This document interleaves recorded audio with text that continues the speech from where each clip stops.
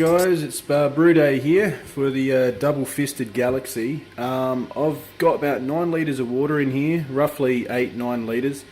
Now, this is a really easy recipe, guys. In the past, I would bring it to the boil, turn it off, and then put the steeping grains in. But I've basically let it get to around about 77 degrees Celsius, roughly. But, you know, it's all good as long as you don't boil the grains. This is just how I work, and you know, my beers come out fine. So instead of the 800 grams of each, because I'm doing 45 litres, I just decided to do a kilo of each, so the whole lot of the grains. So we're going to put that in. I'm going to give it a little bit of a, treat it like a tea bag.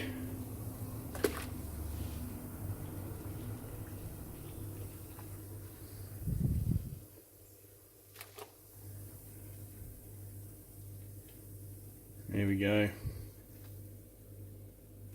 So basically, guys, I'm doing this double-fisted, aren't I? So basically, guys, I'm going to put the lid on this and I'm going to let it sit. You can let it sit for about 30 minutes. But to be perfectly honest, the heat's not on it. The flame's turned off. I need to go to the shop and actually get the Cooper's Dark Ale tin. So in my opinion, I've actually let grains steep for over an hour. Like, you know, and just remember, I'm not converting the starches to sugar. These are just specialty malts. You know, I may get some gravity out of it. That's actually happened to me before. When I've compared, obviously, the original gravity to the final gravity, it has actually bumped it up. But I'm following the recipe. Following the recipe sheet, which I put together for this beer. It's a little bit easier, just in case there's a few things you forget. But anyway, I'll see you at the next stage. As you can see, guys, I had a little bit of an accident, but all good. Anyway, this actually steeped for about an hour, actually. Pretty much spot on an hour. And I'm fine with that.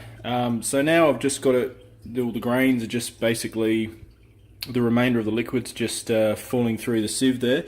But I've got some boiling water, which it boiled, I don't know, maybe 5 minutes ago. So I'm just going to, you know what it's called, sparge. And it's really just to get out that goodness. I'm not doing an all grain, it's not a brew in the bag, but it's also going to help increase the volume for the boil. So yeah, I'll finish off doing that, and we'll see you guys at the next stage. Alright guys, so what I did is after sparging the grains, I got roughly about 100-120 grams of the amber liquid malt extract. Put it into here, mixed it up, just bung the heat on. Okay, and as you can see, the levels come up a bit with this sparging, which might be just over 8 litres. Look, I really don't care. It'll be fine. The gravity should be fine to take the hops. But with regards to this recipe, I'm only doing in the 80 grams of Galaxy at flame out, but I will be boiling it for about 15 minutes, and I'll be putting the Wolf-Lock tablet in there, obviously. Yeah, so once this starts boiling, I'll see you guys then. Alright guys, so we got a nice little boil there. I'm going to start it, and in goes the Wolf-Lock tablet. So pretty easy, pardon me, pretty easy guys. I'll see you at flame out. Okay guys, so it's flame out. We've got 80 grams of Galaxy. Man, that smells amazing. Smells absolutely incredible. I'm just going to give that a mix. Now what I'm going to do guys, because I only put a little bit of liquid malt extract, the amber, into this, along with the grain tea, I'm going to let these hops sit for about 20-30 minutes before I add the kits, because if I just threw the hops in here now and then put the two, amber tins and the two dark ale tins in straight away, it would make the solution very, very thick. And then the hops aren't going to be utilized as much. They're not going to be able to permeate. It's kind of like a tea bag. You wouldn't put a tea bag, into a cup of liquefied honey. It's just not going to, the tea's not going to permeate that well, or hardly at all, or not. So this is the same kind of setup. I really want these hops to permeate nicely, so I'm going to give them around about 20 minutes. Then I will add the tins, give it a good mix, and then it will go into the fermenter. So I've got my Black Rock there.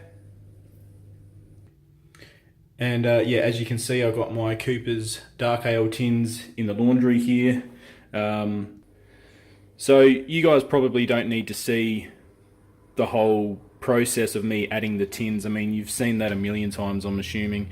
So it's pretty easy brew day. I've got 2 packets of USO5. Yes, I know I could just use 1 packet and make a starter and it would still, ferment to 45 litres. But maybe I'm just a bit lazy. So I'm going to put 2 packets of USO5 in there, and then I'll be reusing that yeast anyway. So USO5 is the best bet. Just need to make sure that the temperature is reduced just above 20 degrees when I pitch, 20 degrees Celsius when I pitch the yeast. So I guess I'll see you soon. Probably when I'm pitching the yeast, I suppose. I guess we'll see what happens. Cheers, guys. Guys, so as you can see, the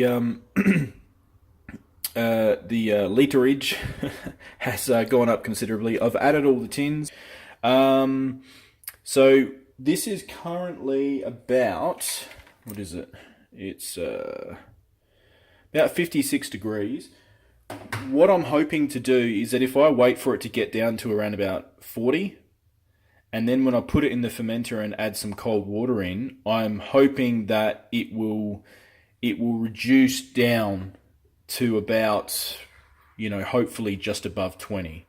So hopefully my calculations are right, and that way I'll just be able to take a gravity reading and just pitch the yeast straight away. So I'm gonna let it sit here for a while. It's nice and warm, but it's not overly hot. We'll see you soon.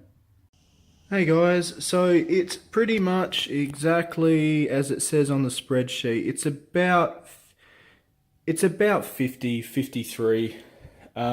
So that kind of works out okay.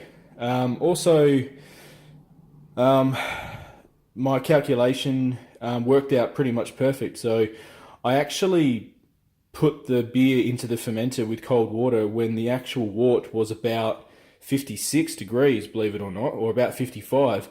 By the time I added the water, it basically went exactly to 25 degrees, which is perfect for pitching USO5 yeast. Just needs to be over 20 degrees for that to start. So I'm going to put the yeast in. You guys don't really need to see that. And here you go, guys. Look at that. Bubbling away nicely. Okay.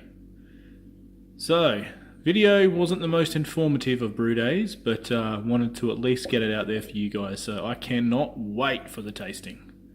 17. Hey guys, how you doing? Okay, so it's been 6 days in primary fermentation, and what we have here is it is 12, and so 1.012. So that basically puts it at 5.3% alcohol. So I don't think it's going to change much, because I will show you the airlock right now. Well, here we go.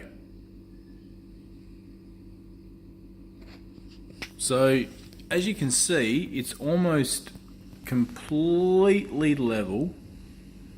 Sorry about the autofocus there, but yeah.